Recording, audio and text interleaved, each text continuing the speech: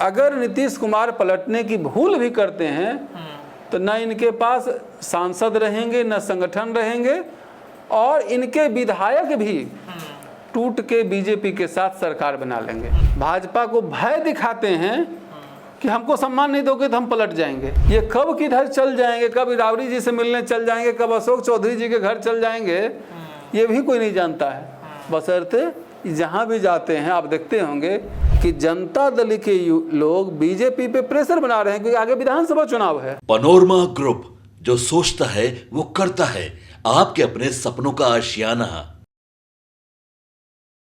नमस्कार, भारत लाइव देख रहे हैं आप। कंफर्म न्यूज के साथ एक बार फिर आप सभी दर्शकों के बीच हाजिर हैं। हमारे साथ आज इस चर्चा में बिहार के वरिष्ठ पत्रकार आलोक सर मौजूद हैं। बिहार की राजनीति में नीतीश कुमार के पलटने की कहानी एक बार फिर से शुरू की जा रही है। ऐसा लग रहा है कि नीतीश किसी भी वक्त पलट सकते हैं। कहानी क्या राजधानी पटना में लिखी जा रही है या इसका स्क्रिप्ट दिल्ली में तैयार हो रहा है? दिल्ली में इस वक्त जदयू भी मंथन कर रहा है। जो जदयू के वरिष्ठ नेता हैं वो इस वक्त दिल्ली में बैठे हुए हैं और उनकी निगाहें सीधे बिहार पर है, और वो भी बिहार में नीतीश कुमार के एक्टिविटी पर है। वहीं तेजस्वी यादव की अगर बातचीत करें तो तेजस्वी यादव इस वक्त दिल्ली में मौजूद हैं। कई ऐसे कार्यक्रम हैं, कई ऐसी रणनीति है तेजस्वी यादव की, वो बन रही है। तो नीतीश कुमार आखिरकार पलटेंगे या नहीं, ये जो कहानी बिहार और देश भर में चल रहा है, पूरे देश भर में नेशनल मीडिया में ये सुर्खियां हैं, ये सुर्खियां बटोरी जा रही है कि नीतीश पलट जाएंगे। तब से जब से नीतीश कुमार तेजस्वी से मुलाकात किए हैं, तो क्या वाकई में नीतीश कुमार के पलटने की कहानी लिखी जा चुकी है? चलिए वरिष्ठ पत्रकार आलोक सर से जुड़ते हैं, पूछेंगे कि नीतीश कुमार पलटेंगे या नहीं, क्या कहानी चल रही है? देखिए, इसमें दो बात है जी। पहली बात है कि नीतीश कुमार पलटेंगे। एक चीज़ आप जानते हैं ना कि पलटने में ताकत लगता है। बिल्कुल बिल्कुल। और बीजेपी के जो आला नेता हैं, सीनियर हैं जी, वो जो है इनको ताकत विहीन कर दिए हैं। ललन सिंह केंद्र में मंत्री बन चुके हैं और संजय झा इनके कार्यकारी अध्यक्ष बन चुके हैं जी। तो जहां इनके सांसदों पर ललन सिंह की पकड़ हो गई है और जो संगठन है उस पर संजय झा की पकड़ है। अगर नीतीश भूल से भी पलटने की भूल करते हैं, गलती से भी, तो ना ये घर के रहेंगे ना घाट के रहेंगे। क्योंकि देखा जा रहा है कि बीजेपी के जो आला नेता हैं, चाहे वो नरेंद्र मोदी हों या जेपी नड्डा हों या अमित शाह हों, जी, जेडीयू के सांसदों से बराबर मिल के फीडबैक लेते रहते हैं कि आगे की रणनीति क्या है। अच्छा। अगर नीतीश कुमार पलटने की स्थिति में होंगे तो नीतीश कुमार के 11 सांसद बीजेपी में होंगे, ललन सिंह के नेतृत्व में। अच्छा, ये मतलब कंफर्म? इनके पास एकमात्र बच जाएंगे, कौन? तक कौशलेंद्र।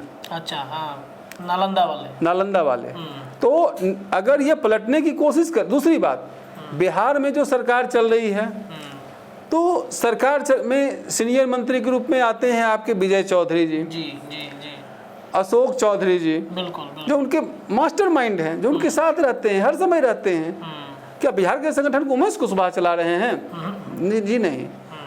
और जो 1 घंटे में पूरी कमेटी तैयार हो गई, क्या उमेश कुशवाहा का संभव था?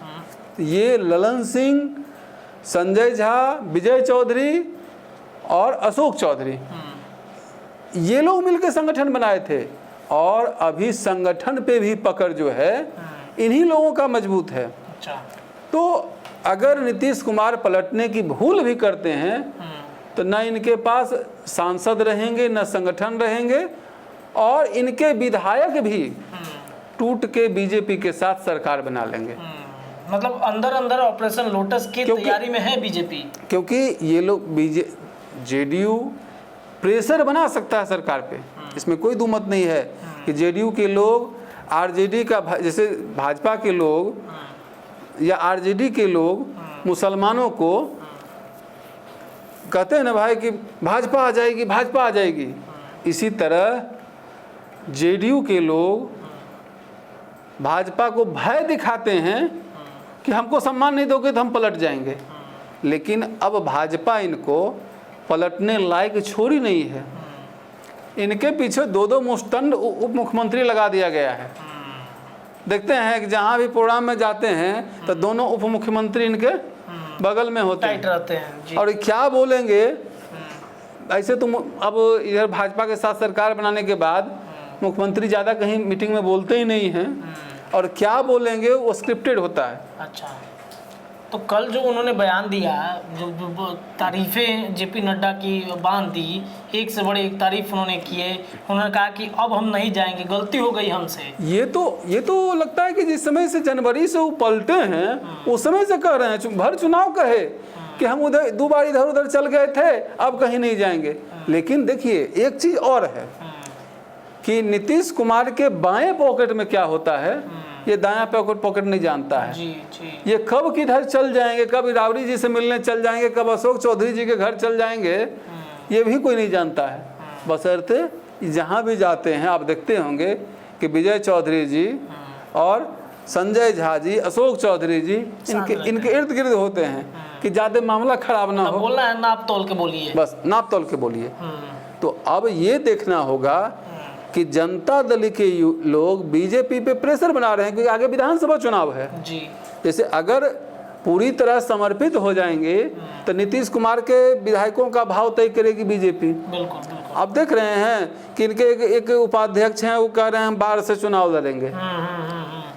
तो ये संजय सिंह का औकात है कि बोल देंगे।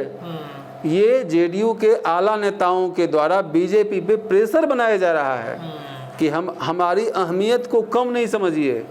और इसका फायदा जेडीयू को 2 जगह होगा। पहला तो है अभी झारखंड में चुनाव है, बीजेपी को झारखंड में भी नीतीश कुमार की ज़रूरत है क्योंकि वहाँ भी इनके 2 बड़े नेता खड़ा हो गए हैं। एक तो जो राज्यसभा सांसद हैं खीरू महतो, वो इनके प्रदेश अध्यक्ष हैं। दूसरा हाल ही में सरजुग राय को पार्टी में शामिल कराया गया है। तो और भी कई पहले भी इनके 3-4 विधायक वहाँ रह चुके हैं। तो इसलिए जेडीयू का प्रेशर होगा कि कम से कम झारखंड में हमको 10 सीट मिले। 10 सीट पे प्रेशर बनाएंगे तो 6 को 7 को मिलेगा।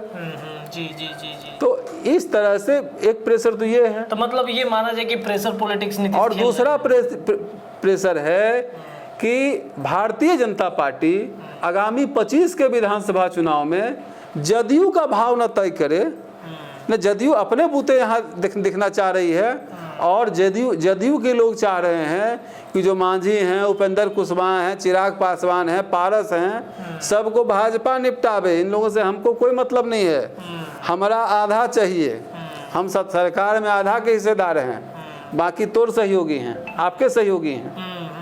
इसलिए इन लोगों को आप निपटाइए कि कितना 5 को उपेंद्र कुशवाहा को देना है, 20 को चिराग को देना है और 5 को मांझी को देना है कि 5 को आपको पारस को देना है, तो सबको आप दीजिए, हमको नहीं मतलब है। आपको हम 122 नहीं 123 दे दिए लेकिन हमको 122 चाहिए।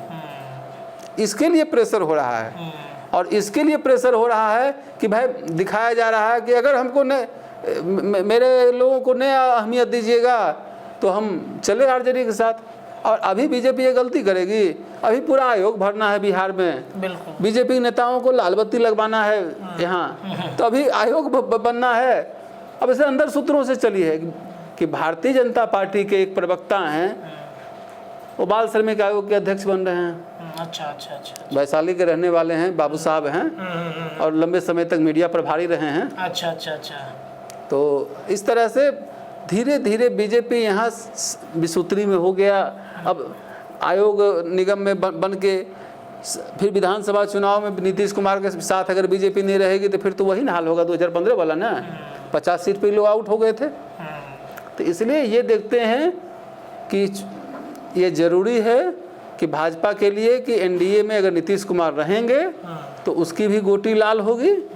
तो ये सब प्रेशर पॉलिटिक्स है और नीतीश कुमार कहीं जाने होने वाले नहीं हैं और ना इनको बीजेपी कहीं जाने देगी। मतलब 2 लोगों को पहले ही सेट कर दिया गया, एक तरफ ललन सिंह, दूसरी तरफ संजय झा, ये दोनों और तीसरे आधा आधी में अशोक चौधरी हैं, उनकी बेटी को सेट किया गया, मंत्री सांसद हो गई हैं। विजय चौधरी जी को अपना कद दिखाना है, आरजेडी के साथ तो कद दिखा नहीं पाते थे, नंबर 2 का दर्जा तो उनको मिलता नहीं था। जी। वहाँ तो भाई तेजस्वी यादव के, नीतीश कुमार के बाद तेजस्वी यादव सब कुछ थे।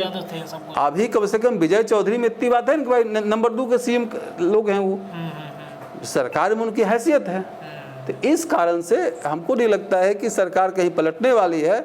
ये सब प्रेशर पॉलिटिक्स है। और जहाँ तक 13 तारीख के नीतीश और तेजस्वी के मुलाकात की बात थी, तो वो तो एक कोरम था, सूचना आयोग के सदस्यों का मनोनयन करना था। तो उस बैठक में नेता प्रतिपक्ष के नाते तेजस्वी यादव गए थे। और ये तो आप देखे होंगे कि जब प्लेन में दोनों जब प्रधानमंत्री के शपथ ग्रहण में साथे जा रहे थे, नीतीश कुमार के बगल में तेजस्वी बैठ गए थे। उसी तरह से दोनों थोड़ा सा फोटो खिंचा लिए होंगे मोबाइल से और दिखाने की कोशिश कर रहे हैं कि चाचा मेरे साथ हैं। लेकिन चाचा आपके साथ थे, अब नहीं है। अब चाचा को आपके साथ पलटने की ताकत नहीं है। चलिए देखिए, तो चाचा को पलटने की ताकत नहीं है, क्योंकि अब जो इनके ताकतवर व्यक्ति थे इनको भाजपा ने, या यूं कहे कि जदयू के अंदर जो बदलाव हुआ है उसे सेट कर दिया गया है। यानी नीतीश कुमार की ताकत को थोड़ा सा सीज किया गया है।